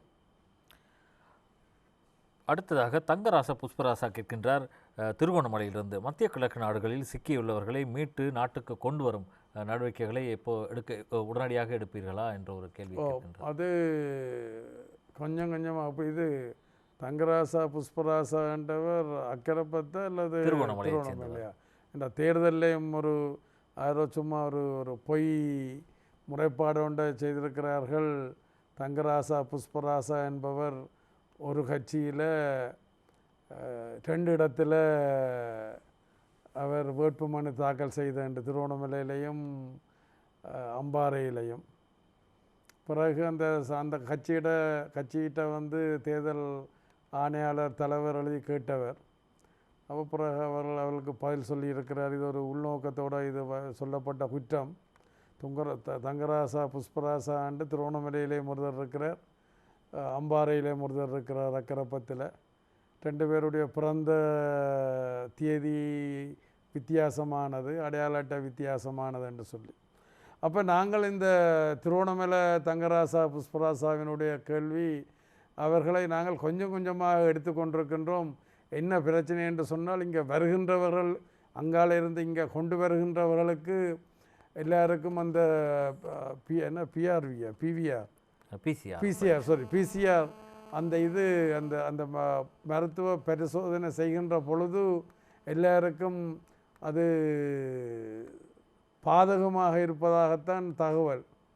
அந்த வகையில் அரசாங்கம் யோசிச்சு கொண்டிருக்கின்றது. இருந்தாலும் அதை கைவிட போகிறதல்ல. இங்கே தகுந்த ஏற்பாடுகளை செய்து கொண்டு அவர்களை இங்கே கொண்டு வருவார்கள். நன்றி. ஜனார்த்தன் கனகரட்னம் கேட்கின்றார் ஒரு கேள்வி ஒன்று. மாலை நேர வணக்கம் தோழர் அவர்களே. கடந்த 2019ஆம் ஆண்டு SLPS 3 பரீட்சையில் சித்தி பெற்றும் அதிகளவிலான தமிழ் மொழி மூல பரீட்சார்த்திகளுக்கு அநீதி இழைக்கப்பட்டிருந்தது. இது தொடர்பில் தீர்வினை பெற்றுக்கொள்ளும் வகையில் முன்னாள் கல்வி அமைச்சருடன் தாங்கள் முன்வைத்து ஒரு கோரிக்கையை முன்வைத்திருந்தீர்கள். தமிழ் மொழி மூல இலங்கை அதிபர் சேவை தரம் 3 பரீட்சார்த்திகளுக்கு இந்த அரசாங்கத்தில் தீர்வு கிடைக்குமா? தங்களால் இது தொடர்பான செயற்பாடுகள் முன்னெடுத்து செல்லப்படுமா? நிச்சயமாக நம்பிக்கையோடு இருங்கள். என்னை தொடர்பு கொள்ளுங்கள். நாளை மறுநாள் நீங்கள் என்னை தொடர்பு கொள்ளுங்கள். என்னுடைய இலக்கம் உங்கள்கிட்ட இருக்கும் என்று நினைக்கிறேன். நீங்கள் ஏற்கனவே தொடர்பு கொண்டிருந்த நீங்கள் தொடர்பு கொள்ளுங்கள், நான் செய்தார். மற்றொரு கேள்வி இங்கே வந்திருக்கின்றது.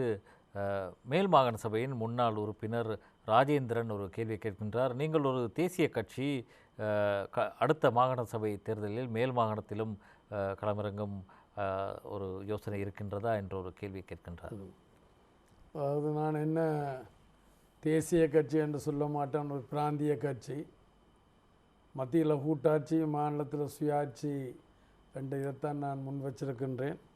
இருந்தாலும் இப்போ கொழும்பில் கூட தமிழ் மக்கள், தமிழ் பேசுகிற மக்கள் பெருமளவில் வாழுகின்றபடியினால் நாட்டினுடைய நகரம் என்ற வகையில் நாங்கள் அதை பற்றி ஆலோசிக்கலாம். உங்களுக்கு அவ்வாறான எண்ணம் இருக்குமாக இருந்தால் நாங்கள் கலந்துரையாடலாம். நன்றி. ஆமாம், மன்னாரில் ஒரு கேள்வி டென்சி என்பவர் கேட்கின்றார். மன்னார் பேசாலை மக்களுடைய கடற்றொழில் பிரச்சனைகளுக்கு உங்களால் தீர்வு பெற்றுத்தர முடியுமா? முக்கியமாக இந்திய இழுவைப்படகுகள் எல்லை மீறி தொழில் புரிவதால் இங்கு இருக்கின்ற மீனவர்கள் பாதிப்புக்குள்ளாகின்றனர். இதற்கு தீர்வு உள்ளதா?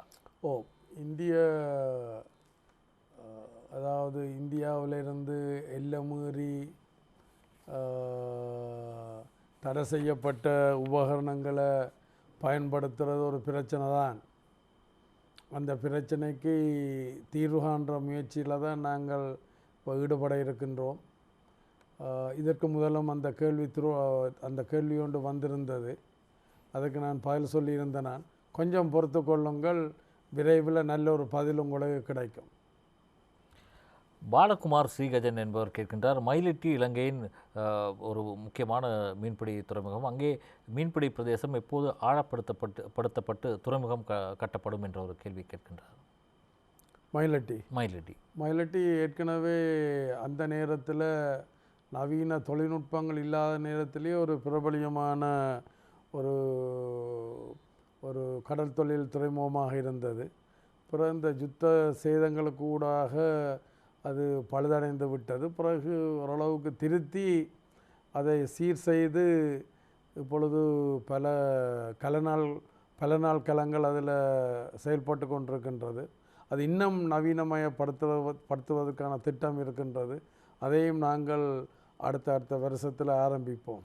அதேபோல் ஒட்டு தொழிற்சாலையையும் நீங்கள் மீள இயக்குவதற்கான ஏற்பாடுகள் செய்வீர்களா என்று கேட்கின்றனர். நிச்சயமாக. நேற்றை கூட சில முக்கியஸ்தர்களோட அந்த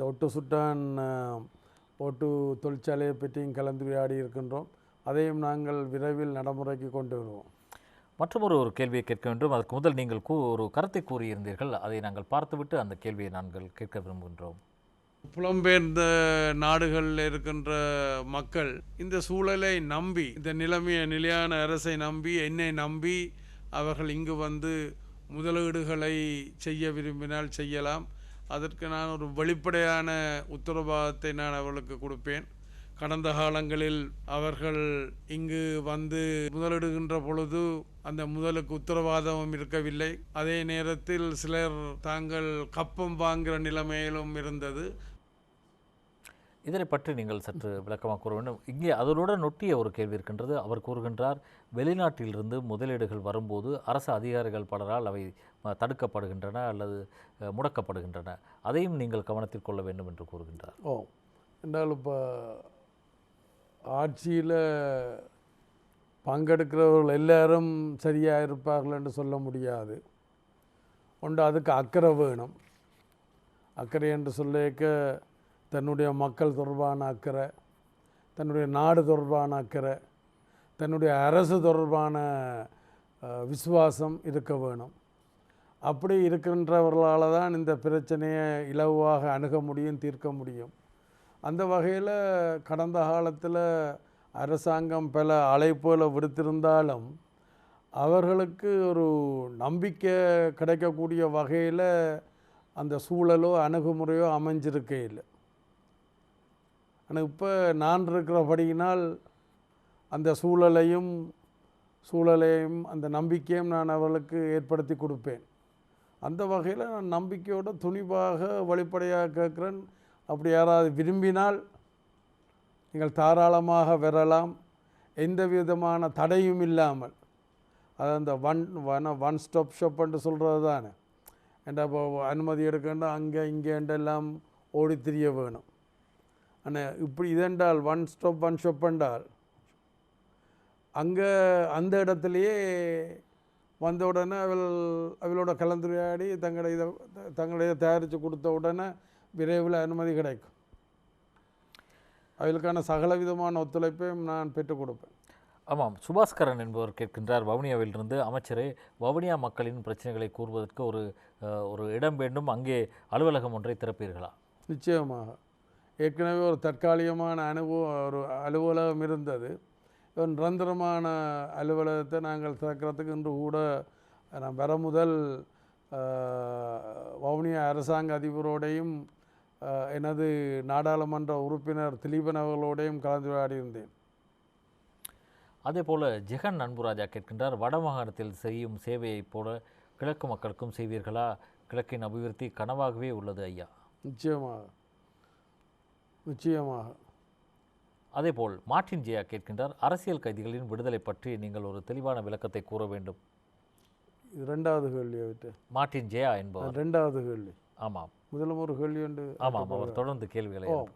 நிச்சயமாக மார்ட்டின் ஜெயா அவர்களே, நீங்கள் ஒரு பிரபலமான எழுத்தாளர் என்று நினைக்கின்றேன். ஒரு கவிதை ஆசிரியரும் கூட என்று என்னுடைய ஞாபகத்துக்கு சரியென்றால், நிச்சயமாக நான் சக தமிழ் அரசியல்வாதிகளைப் போல தேர்தலுக்கோ அல்லது பேட்டிகள், வானொலி அல்லது தொலைக்காட்சி பேட்டிகளுக்கோ சக கட்சிகள் சொல்கிறது போல் நான் கதைப்பதல்ல. நான் எதை நம்புகின்றேனோ அதை, அதாவது செய்வதை சொல்லுகின்றவன் சொல்லுகின்றதை செய்கின்றவன் என்பது போல் நான் எதை நம்புகின்றேனோ நான் ஒரு நம்பிக்கையோடு இந்த அரசியலில் இருக்கிறேன். என்னால் இந்த மக்களுடைய பிரச்சனைக்கு தீர்வு காண வேணும், தீர்வு காண முடியும் என்ற ஒரு நம்பிக்கையோடு இருக்கிறேன். நான் வன்னிக்கு போகிற நேரங்கள் எல்லாம் அந்த மக்களுக்கு சொல்கிறேன், எனக்கு ஒரு கனவு ஒன்று இருந்தது, நான் இந்த வன்னிக்கு வருவேன், வன்னிக்கு நான் வந்து இந்த மக்களுடைய பிரச்சனை தீர்ப்பேன் என்ற ஒரு கனவு இருந்தது. அந்த கனவின் நிமித்தம் இப்போ நான் வந்து போய் கொண்டிருக்கின்றேன். ஆமாம், குகன் குமாரசாமி கேட்கின்றார், முல்லைத்தீவில் ஒரு ஆடை தொழிற்சாலை ஒன்றை அமைத்து தர முடியுமா அமைச்சரே? என்னென்றால் அதுகள் சம்பந்தமான ஒரு ஆய்வு அறிக்கை உண்டு. அதாவது இப்போ சில திட்டங்களை தீட்டுறதுக்கும் நடைமுறைப்படுத்துறதுக்கும் நாங்கள் அது சம்பந்தமாக ஒரு ஆய்வு அறிந்து அது எந்தளவுக்கு ஒரு பயனுள்ளதாக நடைமுறை சாத்தியமாக இருக்கும் என்பது அறிந்து நாங்கள் பிறகு அதை செய்யலாம். கோவை ஜெயந்த் கேட்கின்றார், யாழ்ப்பாணத்தில் செம்மணியில் ஐடி சார் கட்டிடம் ஒன்று நிர்மாணிக்கும் ஆலோசனை முன்வைக்கப்பட்டது, அது எப்போது முடிக்கப்படும்? அது நான் கேள்விப்பட்டிருக்கின்றேனே ஒழிய அந்த திட்டத்தை நான் இன்னும் பார்க்கவில்லை. ஆனபடினால் இந்த முறை நான் இங்கே எனக்கு இன்று தந்த கேள்விகள் எல்லாத்தையும் நான் எடுத்து செல்லுகின்றேன்.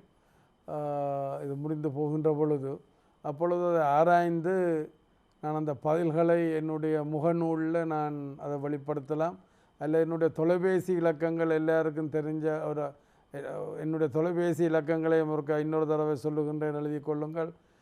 04-7-818-9 இன்னொரு தடவை 04-7-818-9. நன்றி. ஆமாம், ஒரு தொலைபேசி அழைப்பு காத்திருக்கின்றது. வணக்கம். வணக்கம். வணக்கம். வணக்கம். நான் சஞ்சீவ் யாழ்ப்பாணத்திலிருந்து கதைக்கிறேன். வணக்கம் அமைச்சர் ஐயா. சொல்லுங்க சஞ்சீவ், யாழ்ப்பாணம் சஞ்சீவ் சொல்லுங்க. என்னென்று சொல்லிச்சுனால் எனக்கு 2 கேள்வி இருக்கு. ஒரு கேள்வி இப்பொழுது இலங்கை தமிழ் என்ற சொல்லி ஒரு அமைச்சரவை உள்ள அமைச்சர் என்று சொல்லிச்சுன்னா நீங்கள் தான் ஐயா இருக்கிறீங்க. இப்போ உங்களுக்கு கடத்தொழில் அமைச்சர் கொடுத்துருக்கு. அப்போ எங்களோட குறிப்பாக வடக்கு கிழக்குள்ள தமிழ் மக்களுக்கு பெரிய பிரச்சனைகள் இருக்கு. அதில் உங்களோட விஞ்ஞாபனத்தில் பார்த்தால் 3 ஆனாக்களை சொல்லியிருந்தீங்க. அன்றாட பிரச்சனை, அபிவிருத்தி, அரசியல் உரிமை என்று சொல்லி. இப்ப அந்த கடல் தொழில் அமைச்சைக்கும் தாண்டி எங்களோட மற்ற பிரச்சனைகளை கூட உங்களோட பங்களிப்பு எவ்வாறு இருக்கும் ஒன்று. 2வது கேள்வி, தேர்தல் காலப்பகுதியில யாழ்ப்பாணத்துல எங்களுக்கு அரசியல் கணக்க SMS அழைப்பு வந்தது. இந்த வேலை கொடுக்க போறோம், உங்களோட அப்ளிகேஷனை கொண்டு வாங்க. அதாவது தேர்தல் அறிவிக்கப்பட்ட பின்னர் தேர்தல் நடக்கிறதுக்கு ஒரு 3-4 நாட்களுக்கு முதல் எங்களுக்கு தொலைநகல், அதாவது SMS கூட வந்தது. உங்களுக்கு வேலை வாய்ப்புகள் கொடுக்க போறோம், உங்களோட சுயபிவர கோவரை இந்த இடத்துல கொடுக்க சொல்லி. ஆனால் அது பார்த்தால் அது தவறானவர்கள் தான். அந்த எங்களோட இளைஞர்கள் எல்லாம் நாங்கள் தவறாக புரிஞ்சு கொண்ட ஒரு தவறான ஒரு கட்சி அந்த அழைப்பை விடுத்திருந்தது. இது குறித்து இப்படி தவறானவர்கள் மத்தியில நாங்கள் உண்மையில ஏமாற்றப்பட்டிருக்கிறோம். இது குறித்து அமைச்சர் ஐயா உங்களுடைய கருத்தில் அது உங்களோட நடவடிக்கை எப்படி இருக்கு? நன்றி அறியாத சஞ்சி அவர்களே, ஜாழ்ப்பாணம் சஞ்சி அவர்களே. உங்களுடைய கேள்வி ஒரு அர்த்தபூர்வமான கேள்வி. அதில் இந்த முதலாவது கேள்வி கேட்டிருக்கின்றீர்கள். அதாவது இப்போ கடல் தொழில் அமைச்சுக்கு அப்பால் எங்களோட மக்களுடைய பிரச்சனைகளுக்கு எவ்வாறு தீர்வு காண போகின்றீர்கள் என்று நினைக்கின்றேன். அதாவது நான் ஆரம்பத்திலேருந்து சொல்லி வர பிரச்சனை, எனக்கு 2 விதமான கடமைகள் இருக்கின்றது. ஒன்று என்னுடைய தொழில் சார்ந்த, என்னுடைய அமைச்சு பொறுப்பு சார்ந்த கடமை, மற்ற என்னுடைய மக்கள் சார்ந்த கடமை என்று 2 கடமைகளை பற்றி நான் சொல்லியிருந்தேன். அந்த வகையில் நீங்கள் அதை விளங்கிக் கொள்வீர்கள் என்று நினைக்கின்றேன். அடுத்த கேள்வி, இந்த நீங்கள் EPDPயை வீண கட்சியை சொல்கிறீங்களா அல்லது வேறொரு கட்சி அதை செய்தேன்னு சொல்கிறீங்களா?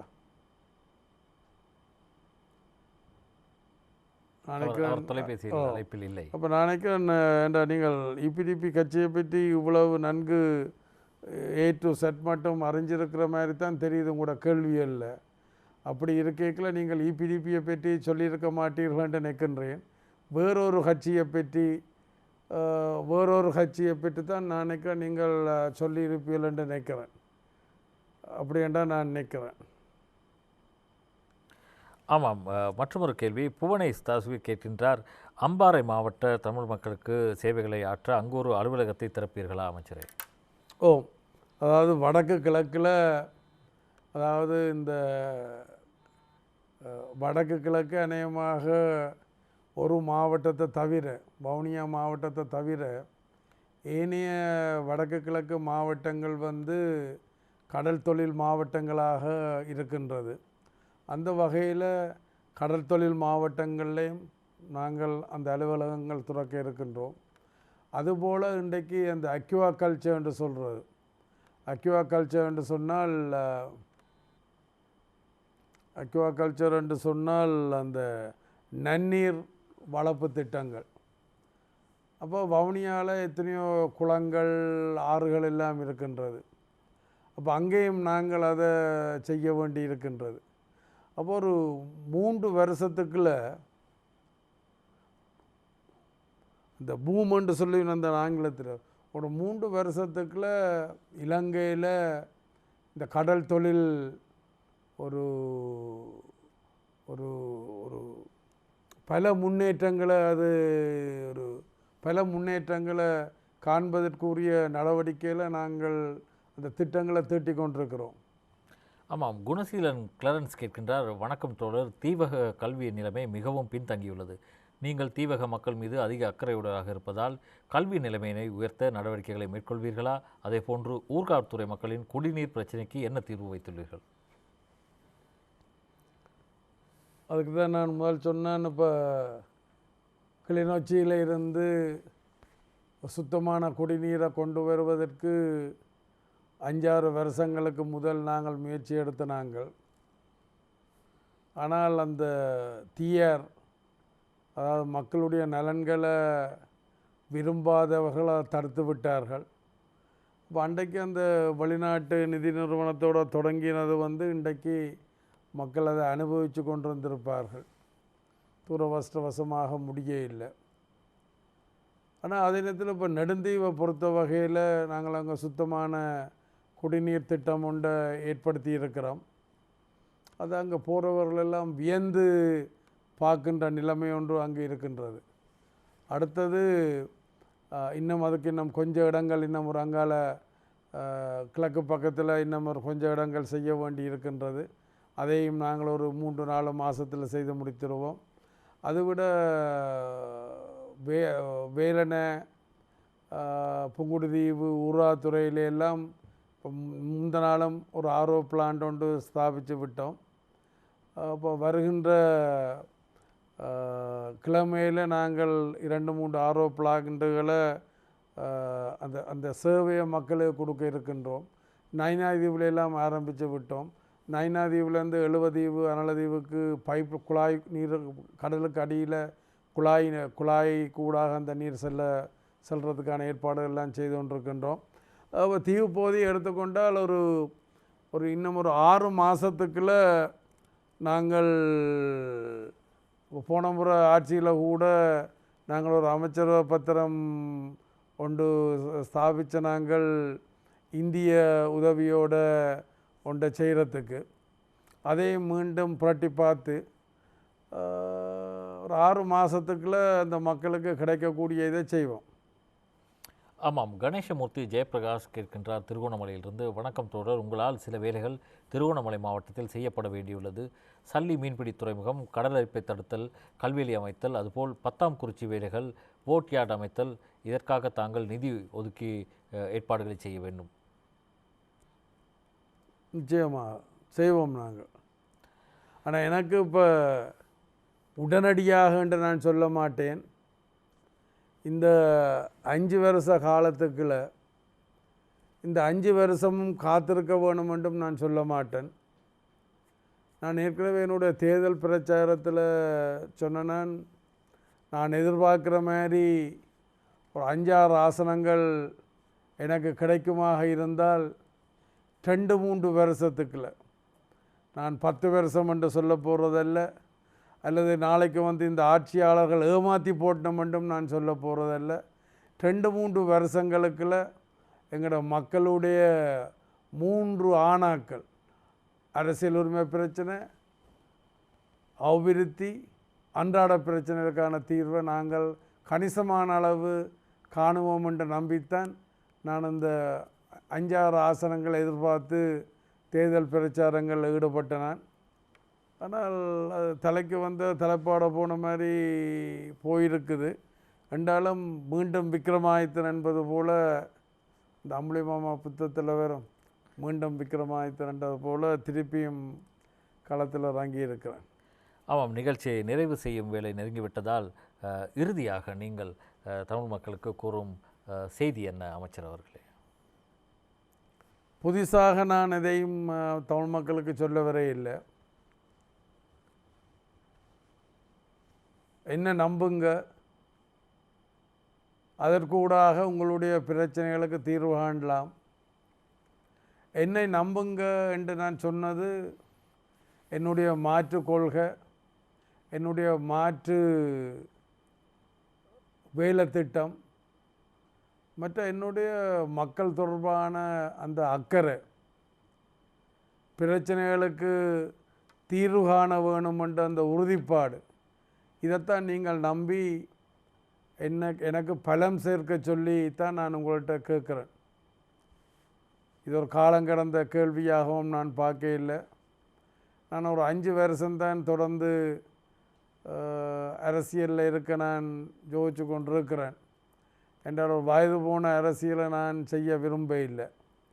இப்போ சில பேர் தங்களுடைய வாழ்க்கையை அனுபவிச்சுட்டு கடைசி காலகட்டத்தில் வந்து தலைக்கு டை அடித்து கொண்டும் டை அடிக்காமலும் வந்து அரசியல் பண்ண பார்க்கினோம். அப்படி எனக்கு விருப்பம் இல்லை. அப்போ என்னுடைய மக்களுடைய பிரச்சனையை தீர்க்க வேணுமென்ற அந்த அவாதான் அதுக்கு காரணம். அதுக்காகத்தான் நான் உழைச்சி கொண்டிருக்கிறேன். ஆனபடினால் நீங்கள் சரி இப்போ இந்த தேர்தலை தவற விட்டாச்சு, நான் அப்போ சொன்னான் இந்த சந்தர்ப்பத்தை தவற விட்டால் இன்னொரு 5 வருஷத்துக்கு காத்திருக்க வேண்டி வருமென்று நான் சொன்னேன்.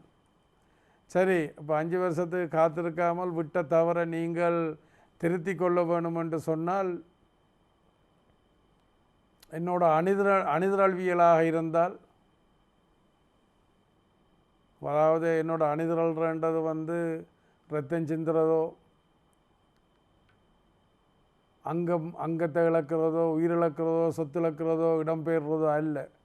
ஒரு வங்கியில் நீங்கள் கூட இருப்ப காசாக ஒரு பணமாக கூட இருப்ப வங்கியில் கொடுத்தால் நீங்கள் தேவையான நேரம் அது பெற்றுக்கொள்கிற மாதிரி தான் நீங்கள் என்ன பார்க்க வேணும். அப்போ உங்களை பாதுகாத்து கொண்டு நான் உங்களை முன்கொண்டு செல்வேன். என்னோட அணிதிரளுங்க, நம்பி அணிதிரளுங்க. இதைத்தான் நான் இந்த சந்தர்ப்பத்தில் உங்களுக்கு சொல்ல விரும்புகிறேன். நன்றி. இந்த அரசாங்கம் அந்த மக்களின் பிரச்சனைகளுக்கு உரிய தீர்வுகளை வழங்குமா? அதற்கான பொறுப்பை நீங்கள் ஏற்பீர்களா? விடிய அதாவது இப்போ அரசாங்கத்தை நம்பி நான் இந்த கருத்துக்களை சொல்ல, ஏனென்றால் அமைச்சரவையில் உள்ள ஒரே தமிழ் அமைச்சர் நீங்கள் எல்லா விடயங்களையும் பார்க்க வேண்டியவராக இருக்கின்றீர்கள். நான் ஒரு மூத்த அமைச்சராக இன்றைக்கு இருக்கிறேன். முந்தைய மூத்த அமைச்சர்களை என்ன சொல்லி நம்மன்ற ரேடியோவிலையும் நேர்லேயும் கேட்டிருந்திருக்கிறேன். இப்போ நான் அந்த நிலைமைக்கு வந்துட்டேன்.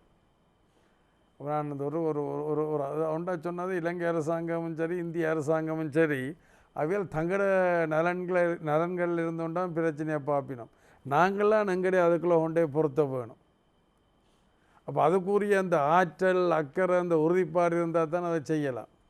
அதை சக தமிழ் கட்சிகளுக்கு அது இருக்கிற மாதிரி எனக்கு தெரியல. இந்த ஆண்டாண்டு தோறு அழுது புரண்டாலும் மாண்டார் வருவரோ மாநிலத்தையாண்டு பார்த்தா இன்றைக்கு விக்னேஸ்வரன் அரசியலுக்காண்டி முள்ளிவாய்க்காலில் போய் ஏதோ கொளுத்துறார். அவை என்ன செய்திருக்கணும், தாங்கள் ஆட்சியில் இருக்கல இல்லை தங்களோட ஆட்சியில் இருக்க அவையோட ஆத்மா சாந்தி அடைய வேணுமென்று சொல்கிறதா இருந்தால் இப்போ இங்கே சிறையில் இருக்கிறார்களை விடுவிச்சிருக்க வேணும். அரசியல் கைதிகளை, காணாமல் போன உறவுகளுக்கு பரிகாரம் கண்டிருக்க வேணும். ஆனால் அவையில் அதை செய்ய இல்லை. அவையில் இன்னும் கஷ்டங்கள் துன்பங்களுக்கெல்லாம் இருக்கணும். அதாவது சொல்லுவினமே, கூறு ஏறி கோழி பிடிக்க முடியாதவன் வானமேறி வைகுந்தம் போவானான்னு சொல்லி. ஆனால் நான் அதை செய்வேன்ன்றது தான் நான் கேட்குறத நான் கேட்குறதுக்கு அரசாங்கம் அரசாங்கத்தை இணங்க வைப்பேன். அதாவது என்னுடைய இணக்க அரசியல் என்பது வந்து ஒரு பரஸ்பர ஒரு உறவு தான். அந்த நம்பிக்கைன்றது முக்கியம். அங்கே இருந்தோண்டு குண்டடிப்பு நண்டுட்டு இங்கே வந்து இதை கேட்டால் கொடுப்பினமே இல்லை. நம்பிக்கை ஏற்படுத்தத்தானே வேணும். அதாவது நான் கேட்குறது புண்ணுக்கு வெளியா மருந்துக்கு வெளியாண்டு. தமிழ் அரசியல் எல்லாம் மருந்துக்கு வெளி என்று சொல்லித்தான் தங்களோட சுயலாபத்தை கொண்டு போனது. அது மருந்துக்குத்தான் வேலி. அப்போ நாங்களும் அதுக்கேற்ற மாதிரி ஒரு தென்னிலங்கை மக்களுக்கு ஒரு நம்பிக்கை கொடுக்கக்கூடிய வகையில் நடக்கும் தோணும். கூனி குறுகி போகிறதுன்றா இல்லை, நம்பிக்கை. இப்போ நானே என்ன பனைமரத்துக்குள்ளே இருந்து போய் பால் குடிக்க வேணும். பனைமரத்துக்குள்ளே இருந்து பாலை குடித்தால் பார்க்குறோன்னு நினைப்பேன் கல்லை குடிக்கிறாருன்ட்டு. அப்போ அது தெரிஞ்சு கொண்டு நாங்களேன்னு போகணும். அப்போ நாங்களும் ஒரு பரஸ்பரம் ஒரு நம்பிக்கையை ஏற்படுத்த வேணும். இது அங்கே இன்றைக்கி ஜாழ்ப்பாணத்தில் கேட்கல சூடேற்றுறது என்ன பொங்கு தமிழ் எழுக தமிழ்ண்டு எல்லாம். ஆனால் இங்கே கொழும்புல வந்து தன் பேரப்பிள்ளையோட கதைக்கிற மொழி என்ன? சிங்கள மொழி. ஆனால் அங்கே இருக்க எழுக தமிழ் அந்த தமிழ்ண்டு உசுப்பேத்துறது. நாங்கள் சிறையில் இருக்கல எங்களை உள்ளுக்குத்திக்கு இருக்கிறதுங்க.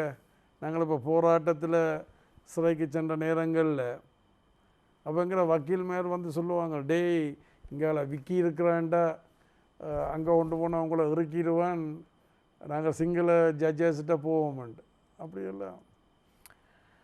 ஆமாம் அமைச்சரே, மிகுந்த வேலைப்பளவுக்கு மத்தியிலும் எங்களது கலையகம் வந்து எங்களது நிகழ்ச்சியில் கலந்து கொண்டமைக்காக உங்களுக்கு நன்றிகள்.